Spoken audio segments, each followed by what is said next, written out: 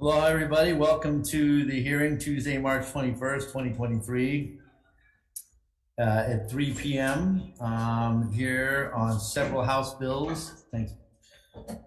We're hearing one thing I keep forgetting to mention, and I haven't mentioned it at all this entire year, is that if for some reason this meeting is discontinued or interrupted, that we will post notice of its reconvening at a subsequent time. So for some reason that has always escaped me. Okay. With that being said, we'll move on to the first bill on the agenda, House Bill 723, House Draft 1, relating to the Sunshine Law. First up, we have Daniel Foley, Judge, Commission to Improve Standards of Conduct.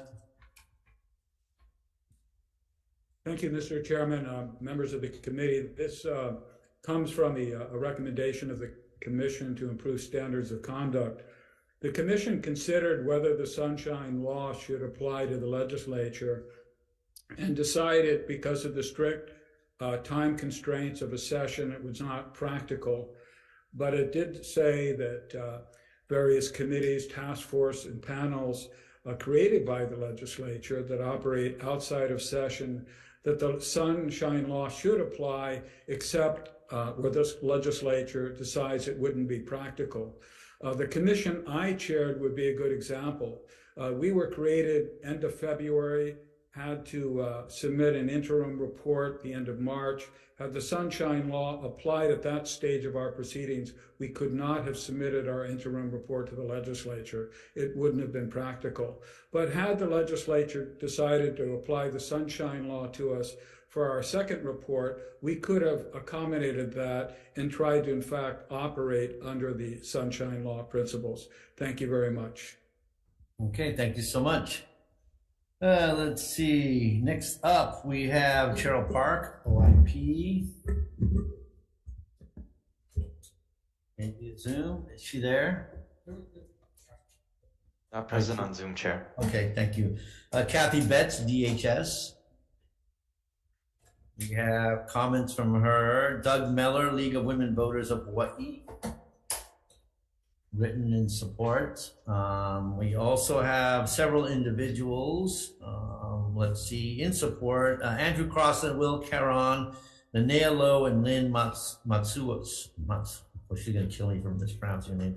Matsusao, who I know from our CPN hearing. That's all the testimony we received on this measure, either in writing. Is there anybody in the audience wishing to testify? Seeing none. Members' questions? I think only Judge Foley's here. No? Okay, thank you so much. We'll move on to the next bill on the agenda, House Bill 712, Recordings of Public Meetings. First up, we have Daniel Foley, again, Judge of the Commission to Improve Standards of Conduct. Thank you, Mr. Chairman. A similar bill was vetoed by Governor Ige. It passed the last regular session. We attempted to address some of the concerns that were expressed to Governor Ige and made the preservations of recording of public meetings less stringent, encouraged as opposed to required. And hopefully this will satisfy our current governor and those that have concerns with the previous version of the bill. Okay, thank you so much, Judge. Cheryl Park, Director, Office of Information Practices. Not present on Zoom, Chair. Okay, Nadine Ando, Director of the Department of Commerce and Consumer Affairs. Good afternoon, Chair, Vice Chair, members of the committee. On behalf of the Department of Commerce and Affairs, we stand on our written testimony submitted to our comments. Okay, thank you so much. Keith Regan, Comptroller of DAX. Chair, Vice Chair, members, we stand on our comments. Thank you. Okay, thank you so much. Tommy Johnson, Director of Department of Public Safety. Written in support. We have DLNR. They too are in support. Let's see, Kirby Shaw, DCAB. Let's see, comments on the measure. R. Brian Black, Executive Director of the Civil Beat Law Center for the Public Interest. They are opposed to the measure. Doug Meller, League of Women Voters. Comments, and Stephen Hazam and Lynn Matsuo, both individuals in support. That's all we have on 712. Anybody in the audience wishing to testify? Seeing none, members' questions? I have a quick questions of DCCA, DECA. Sorry, I have to speak in the microphone, so.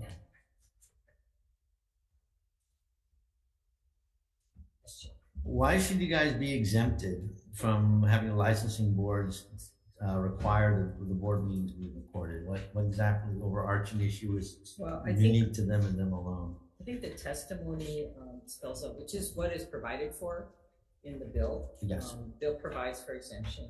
And I think the testimony is trying to point out why that is, because the boards and commissions under this section 26-9 primarily discuss licensing applications and disciplining of licensees and topics which are typically confidential and should not be disclosed to the public. So we believe that is why there was an exemption, because of the confidential nature. It says a significant portion of the meetings are spent in closed session, executive sessions. So therefore, this is why the exemption is for those. Well, they could go into an commissions and executive boards. session if it was competent, but the fact that the entire meeting, you know, is not recorded, it does a disservice because there's a lot of potential licensees, people in classes, let's use the chiropractors, for example, that would like to see what's going on these past meetings. And if they are discussing confidential proprietary information, they could simply go into executive session. So why should they be given this blanket exemption across the board when others are not? Well, I'm trying to look at Bill because that's the way it was written, that it exempts those particular boards and commission Well, no, I meetings. know it's written like that, but we Right. tend not to see, with all due respect to our friends in the House, you know, we like the original version that passed last week that didn't have this exemption in it. So we're trying to find out why you as a director would come in and say, okay, we should be given, carte blanche. And I am asking for a re-referral to ensure that after this committee, that the Committee on CPN can weigh in on it, because this is their purview. But I wanted to begin the discussion now with you since you're here. And thank you for being here. I do appreciate it. I appreciate what your questions are, whether or not there's a way to make sure that the recordings are paused if things go into executive session, and leave the other portions of it subject to being recorded. You know, that's something I suppose would be a way to address it and still be in keeping with what the rest of the bill wants to achieve. Yeah, I think that would do that. That way the information is of value to all these licensees who are regulated across the state who can still view it. So, okay, thank you, Director. Appreciate you being here. Members, are there any other questions? Directors, testifiers? Okay. If not, we will move on to the next bill on the agenda, which is House Bill 719, House Draft 1, relating to public records. This is the one that does the cap on the charges. First up, we have Daniel Foley, Commission to Improve Standards of Conduct. Thank you, Mr. Chairman, members of the committee. This is a version of another bill that the legislature passed in the last regular session at the recommendation of the commission that was vetoed by the governor. Again, like the prior bill, we tried to address some of the concerns raised by the governor in vetoing it. Based on the testimony in the House, I haven't seen yet the testimony before the Senate. Obviously, we haven't accommodated a number of state agencies. We did try to clarify the public interest organization using the Federal Standard Freedom of Information Act, and we tried to, agencies have legitimate concerns about broad requests to have a procedure of interaction between the agency and the requester to maybe narrow it down. But I do understand concerns of state agencies, cost and inconvenience. But if we erred at all, it's on the side of access to information and transparency. Thank you, Mr. Chairman. Okay, thank you. Walter Billingsley, Walter Billingsley, Honolulu Department of Design and Construction. They're in opposition to this. Brian Black, again, EA, Civil Beat Law Center. Isn't on Zoom, Chair. Not on Zoom? Okay, thank you. They are in support. We have, let's see, Kat Brady. Aloha, Chair and Vice Chair and members of the committee. Kat Brady testifying in strong support of this for Community Alliance on Prisons. You know, public records are maintained through tax dollars and they're public and they should be open to the public. So excessive fees are really a barrier and we think we can eliminate that. This bill has appropriately limited the scope of it. So we hope that that makes it acceptable. When the agency charges too much, the public is left in the dark. Journalists rely on public records. Nonprofits rely on public records. Law enforcement relies on public records. So we really want to keep public records that are publicly funded open to the public. Thank you. Thank you so much. Let's see, we also have Joshua Wish, President and Executive Director of Holomua Collaborative. Oh, Tyson, good to see you. Chair, good afternoon, Chair, members of the applicant for Festival. Okay, thank you for being here, Tyson. I appreciate it. I know you had to travel a distance. There are other testimony we received is Ryan Ozawa, publisher of Hawai'i Bulletin. Written in support, Michael Phelps, president of the Big Island Press Club. Written in support, Sterling Morita, Hawaii chapter of Society of Professional Journalists. Written in support, Douglas Meller, League of Women Voters of Hawaii. Written in support, George Cordero, Policy Directors of the American Civil Liberties Union of Hawaii. Written in support. Let's see, we have Nancy Cook Lauer, All Hawaii News, written in support. We've also received testimonies from several individuals, all in support. Late from Joe Kent, Executive Vice President, Grassroots Institute of Hawaii. They have comments. And I believe that's everything on 719. Anybody in the audience or in Zoom land wishing to testify? Seeing none, questions of the Vice Chair? Seeing none, I have a quick one for Tyson. Quick question. Come on up, you gotta have the microphone, pick up your comments, so. The Senate passed a version of this bill out earlier, right? And in it, we included a position, I think a couple positions and funding for OIP to handle that. If we were to do that again, not saying that we are, would that be something that your organization as a stakeholder would support? Yeah, we can look into that, Chair. Okay, thank you so much. Do you think though that the public interest one was the one that got bandied back and forth, last time around? Do you think this version addresses that issue more on point than the last version did? This version should, yes. Yeah, okay, thank you. And then same with, there's another thing called vextant requesters. It came up when President Obama was president, when people were repeatedly asking the Department of Health for birth certificates. Do you think this measure will address vextant requesters, ensuring that something like that doesn't happen again? I'm not sure, Chair, but we can look into it. Can you look into that? That would be great. I appreciate it. If you could just, one issue that was left outstanding from the previous one. Okay, thank you. Appreciate you being here. Okay, next on the agenda, we have 167 relating to wages, House version of a Senate bill we passed out earlier. First up, Keith Regan, Comptroller, JAGS. Chair, we stand on our written testimony tonight. Thank you for that. Jay Butai, Director of the Department of Labor and Industrial Relations. Hello, Chair McKelvey, Vice Chair McKelvey. Okay, sounds good. Ryan Sakuda, General Contractors Association, Hawai'i. Written comments, Tim Lyons, Subcontractors.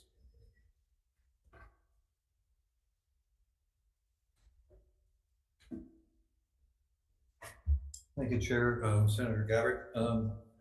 Tim Lyons with the Subcontractors Association. We would just like to point out a couple of things. One is that this bill applies to private work, which is really sort of a strange entree into that area. I'm not aware of other areas that have that. Secondly is that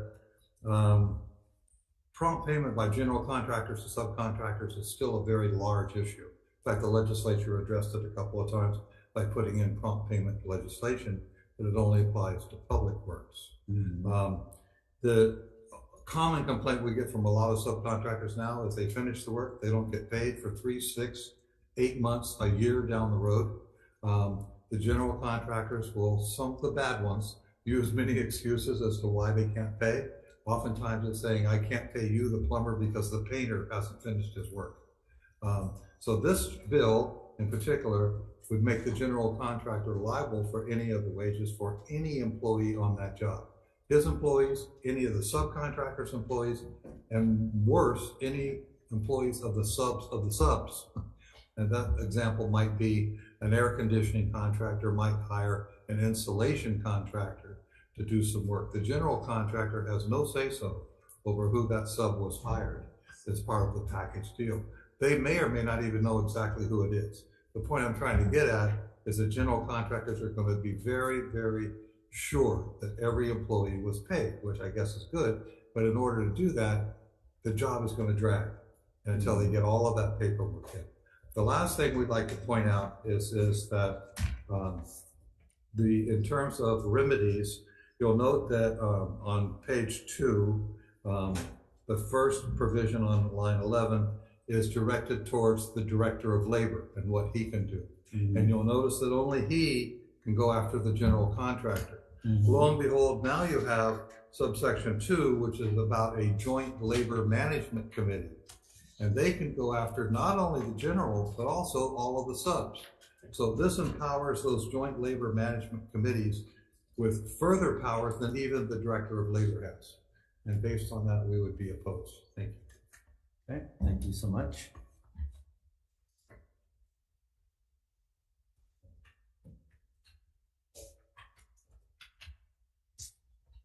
Okay, let's see, we have Annalisa Ciano, Tui Sosopa, District Representative, Operating Engineers, Local 3 Hawaii. Written in support, we have Cheryl Kudiamet, CEO of Structural Builders of Hawaii. They are in opposition, Nat Kinney, Hawaii Regional Council of Carpenters.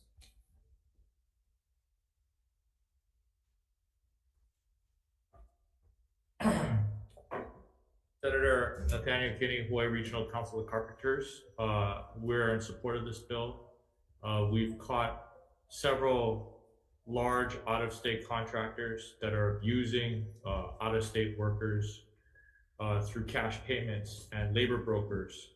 And we believe that this law, if passed, would be able to help rein in some of the more serious actions of labor fraud that we've seen. I'm not talking about small renovations of homes. I'm talking about $4, $6, $10 million renovations of hotel projects that has happened in Kauai twice, Maui, and Kona. Those are the only ones that we know of. And that was because of when there is a situation when during COVID, when they had the lockdowns, the county started tracking people who came in, and that's when we found out about these 2 jobs in Kauai. We had a reputable local contractor bid $8 million for a hotel renovation. The hotel told them, you're too high, come down. So it came down to $6 million. And then eventually they awarded the contract for $4 million to an out-of-state operator who used illegal immigrants and paid them cash. And to sit back and watch local jobs during the pandemic disappear to shady multi-state contractors that have no intention of following the law, it really just is bordering on, by the way, on like human trafficking and stuff like that. That's what we've noticed with the Miley Sky Court case here on Oahu. That's what prompted us to reach out and try to help address the situation, and which really would only be used in the most egregious of examples like the ones that I've mentioned. Now, are there concerns about this bill? Perhaps, but any general contractor or any subcontractor, most of the reputable, let's say 99% of the contractors out there are reputable. And if you're not paying anybody in cash and you're paying them on the check and you're following the law, you're paying for workers' compensation, you're paying for general liability insurance, you have nothing to fear from this law. But if you are paying cash, if you're defrauding your workers, and you're trying to defraud the government, by the way, of general excise taxes and workers' compensation insurance coverage for your workers, then you have very much something to fear from this law. But like I said, I think out of the people that we talked to, we've done this bill in conjunction with the General Contractors Association. This is the second time we've tried this. We've done this in a partnership with them where we've listened to their concerns and we've tried to craft a bill that meets all of that. That's what we're here to do. And that's what we've brought to you, is something that we feel is necessary and can be used in these egregious circumstances. Okay. Thank you so much for being here. Stephanie Sakamoto, BIA. They are in opposition, written in opposition. Chris Dulani, Pacific Resource Partnership. Chair, we stand in support. Everything testimony support. Okay, thank you so much for being here. Evan Fujimoto, Graham Builders, in opposition. Justin Smith, JT Smith Construction LLC, in opposition. Marshall Hickox, individual. They are in opposition. We have late from Natalie Awasa as an individual in opposition, and Michelle Heller, Construction Industry of Maui, in opposition. That's all we have on 167. Anybody else in the audience of the world of Zoom wishing to testify? Seeing none. Member, do you have any questions? I have a quick question, Mr. Kinney. I guess, should I just cut to the chase and have Mr. Lyons come up too and have you guys enter the square ring? I think Mr. Lyons would beat me in a wrestling contest. So no, I don't think I'd like that. Well, according to the papers, I'm the one who's beating people up. Oh, that's right. That's right. Okay, you heard his, first. Unfortunately, I had to step out, but Okay, well, let me- he has contacted me with some of his concerns. Okay, the big concern, I guess, he's brought it to the committee, and it could be a jurisdictional one, is because we're the Committee on Government Operations. This goes far beyond government contracts for government projects. This is every contract and construction project. Your examples include private sector ones like the hotel and the Miley Court. I mean, do you think that we should be limiting this to only, the government has an interest, obviously, in government projects to ensure that all the workers are paid, but are we not stepping way outside of our sphere and involving ourselves in all of these private contracts across the board? I mean, you could think so, but New York, California, New Jersey, several other states are passing the exact same law because of the wage fraud abuse that is occurring. Mm-hmm. So like, when you have these issues where general contractors are hiring labor brokers who act as a quote unquote subcontractor. So, I mean, we could cite all of the statistics about how much the economy is hurt through these cash payments and through the lack of transparency in this market. So to us, because this is a nationwide concern, and I mean, California, New York, New Jersey, I mean, even red states like Missouri are starting to understand that this is not just it is maybe considered a private action, but at the same time, like these types of economic crimes kind of reverberate through society, and that's what's the problem here. Doesn't just stop at this one job site. It starts to proliferate and become a much more widespread problem, and that's why this is a nationwide pursuit. So other states, I think, would disagree with that. I think that's fine. Well, I think it's really the unintended consequences. I don't think we just agree that people ought to be paid. Problem is, we think it creates is that, as we mentioned, the general contractors are going to delay payment until they're absolutely sure that every employee, could be 15 different subcontractors on that job. They all have employees. They can be sure that every one of them is paid. And again, on private work. Government work, again, completely understand. But private work, I have a problem with. If you look at our testimony on page 3 and 4, it gives you a list of the 15 different items that a sub must submit to the general contractor for payment. Okay, and on government work, I don't think we have a problem with that. Those guys that do government work are geared up to do that kind of thing. On private work, it's a totally different animal. They're not necessarily geared up to give that kind of documentation for every single employee that was on that job. Okay. This might actually be, I might have you segue out for DLIR on this one, because as you pointed out in the bill, It also makes its enforcement entity the council. Is that correct? The Joint Labor Management Committee. Committee now gets to do wage enforcement, along with the DLIR. Isn't that kind of out of their kuleana? Shouldn't it solely be within DLIR if this bill would move forward insofar as enforcement goes? I think when you look at the actual practical applications, like for example, Miley Sky Board, that entire wage fraud case was actually developed, investigated, brought in federal and state wage and hour enforcement. It wouldn't have even gotten prosecuted if you had left it to the department. The department has been severely understaffed. There's just simply not enough inspectors. There's not enough wage enforcement officers. Actually, one of the things that held up enforcement was that DLIR didn't even have a hearings officer for, I think, a year, and they have one hearings officer. No, I think it's fair to have you respond to that, because I mean that's very, I mean, we have you as the enforcement wage and hours entity in the state. You're the one who's legally obligated to do this, and now we're bringing in a third party to do basically your functions. I mean, you heard what was just said. What's the response? I mean, should this be within DLIR, and could you follow up on these kinds of things? I mean, we just defer everything to the labor. I'm just kidding, but yeah, I think so. We could do that. But do you support them having the laborers? I'm sorry if I forget the name off the top of my head. Really sure what that labor management committee would be doing, but we could work with them, I would think.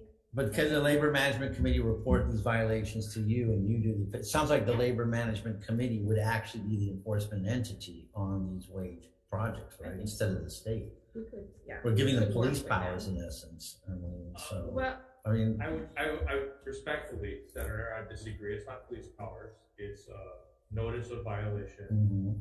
and then you go to court. And so a district court could determine whether or not a violation has actually occurred.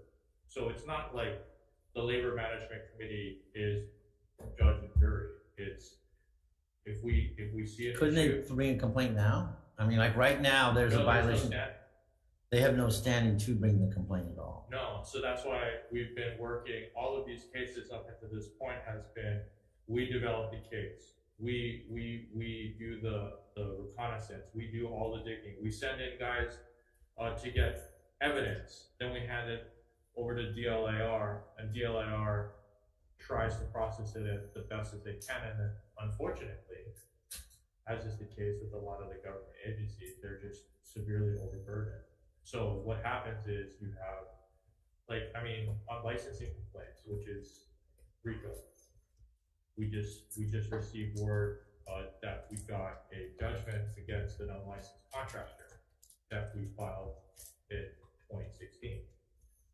So it's not, and I'm not trying to fault the government agencies, but it just, there's a lot of time and effort that goes into these cases. We hand them over, and there's not always the resources.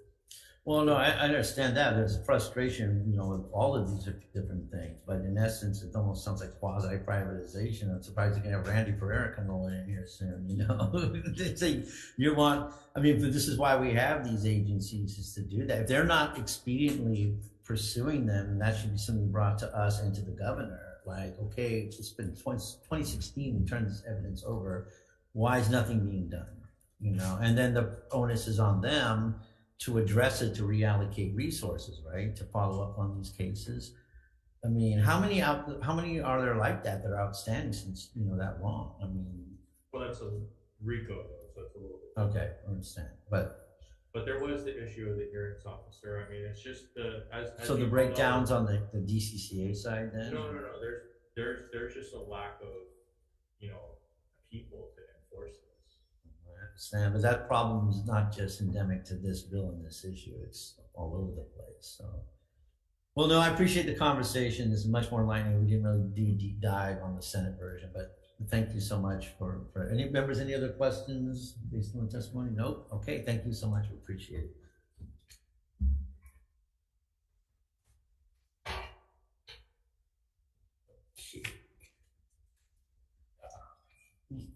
There you go. Lost my track here. Okay, next up, House Bill 1145, House Draft 1, relating to equity. First up, Dags. Chair, we stand on our written comments. Thank you. Okay, thank you so much. Marcus Kawatachi, Hawaii Civil Rights Commission. Written with comments. We have Daintree Bartolis, Executive Administrator from State Council on Developmental Disabilities. Thank you, Chair. Oh. Testifying in support. Thank you so much. Kirby Shaw, DCAB, Executive Director, written in support. Stacy Aldrich, State Librarian. In support, written. Mike Goliuch, Senior, Secretary Board Member, Rainbow Family 808. Written in support, Naomi Manuel, ED of the Epilepsy Foundation of Hawaii. Written in support, and we have Mike Goliuch again, Junior this time, sorry. Chair and SEC Representative, Stonewall Democratic Party. Present on Zoom, Chair. Okay, thank you so much. Also, we have written testimony from several individuals, our frequent flyer, Gerald Silva, in opposition, and Lake Momi Khan, Sarah Kern, and Nikki Yi, and Wendy Gibson Vivani, all have written in support. That's all we have on 1145, written or otherwise. Anybody in Zoom land wishing to testify?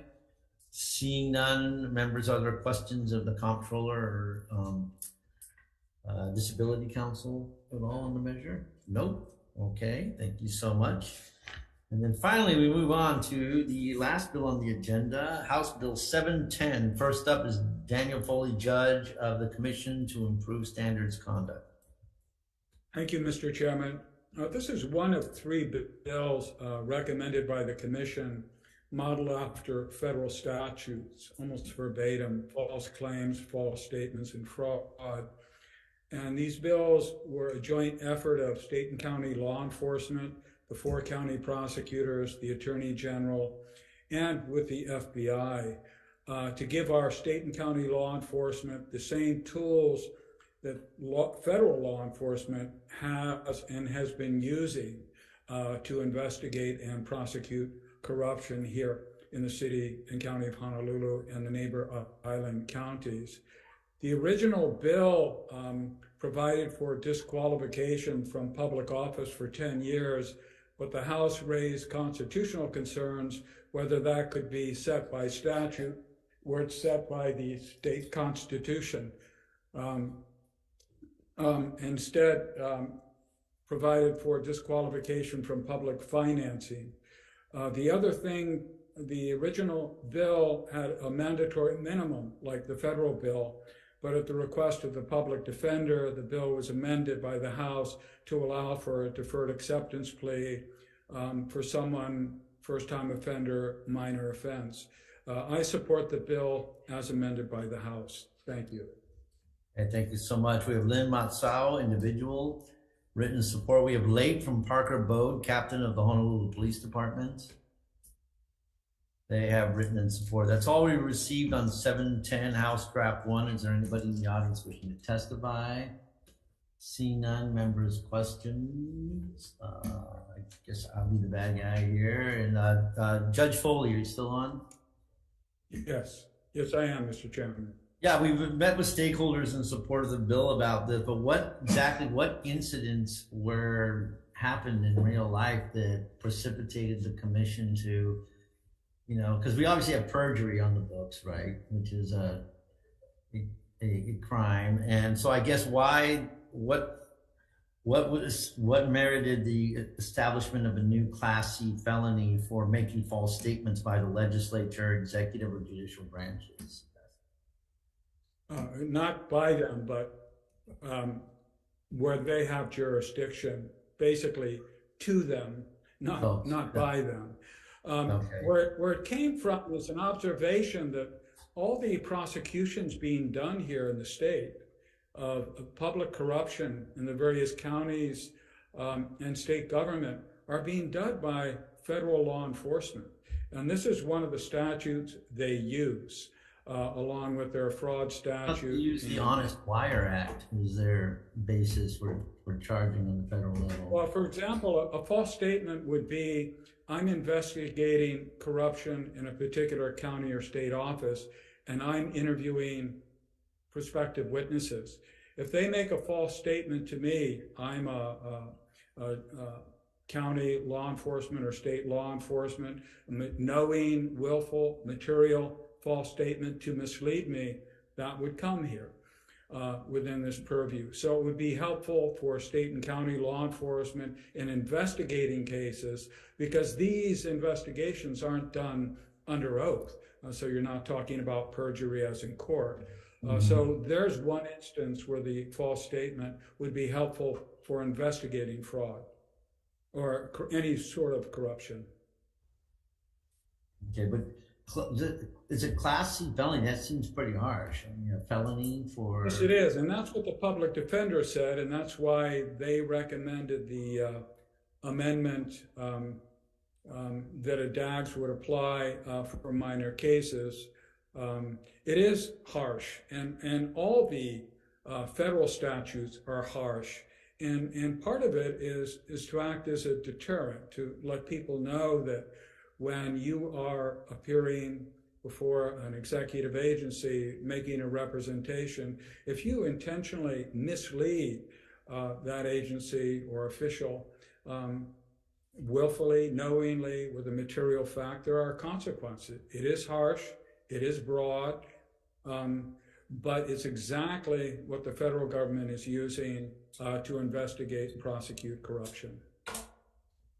No, I understand that, but I guess maybe it's a philosophical. I'm sure my friend Kat Brady could probably agree with me more on this one.